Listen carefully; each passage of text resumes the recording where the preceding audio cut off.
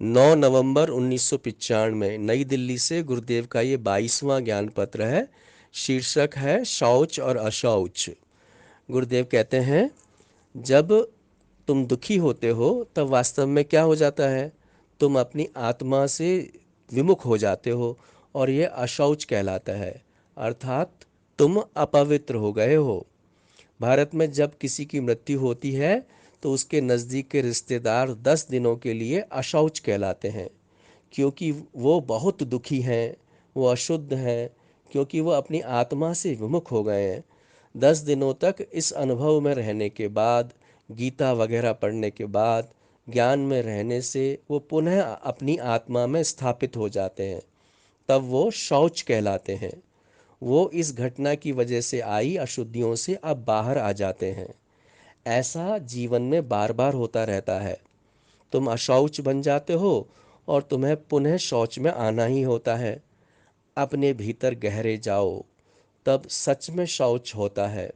शौच के लाभ हैं बौद्धिक स्पष्टता, प्रसन्न मन, केंद्रित सजगता और अपनी इंद्रियों पर नियंत्रण, और इस तरह स्वयं को जानने की योग्यता, आत्मज्ञान पाने की योग्यता आ जाती है।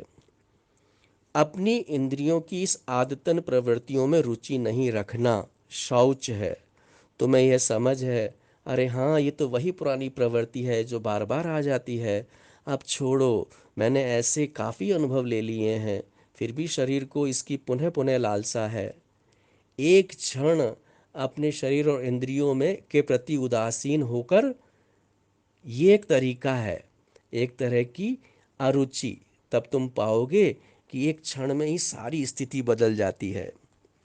क्यों लोग एक दूसरे को इतना प्रेम करते हैं, ऐसे आत्मीय संबंध रखते हैं, फिर भी आपस में लड़ते हैं? क्योंकि अशौच हुआ है। अगर तुम इंद्रियों की प्रवृत्ति में अरुचि नहीं रखते हो, तब इंद्रियों के विषय भोग की वस्तुओं के में अरुचि पैदा हो ही जाती है। तब तुम वस्तु या व्यक्ति पर दोष लगाने लगते हो। तुम्हें आकर्षण या राग तभी तक होता है जब तक तुम दूसरे को पराया मानते हो। जब तुम दूसरे को अपना ही एक अंग मानते हो तो आकर्षण समाप्त हो जाता है।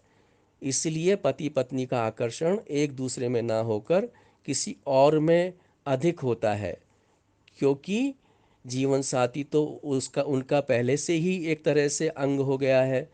जब तुम सभी को अपना ही एक अंग मानते हो तो इस संसार को बिना राग के, बिना आसक्ति के आनंद लेने लगते हो। जब अशौच होता है तो तुरंत शौच में लौट जाओ, मानो तुम किसी सांसारिक विषय में डूब गए हो। तो याद रखो, मैं अशौच हो गया हूँ, तभी मैं दुख से पीड़ित हूँ। तब शौच में लौट आओ।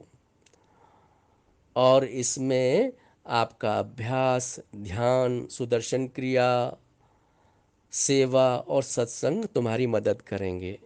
जय गुरुदेव।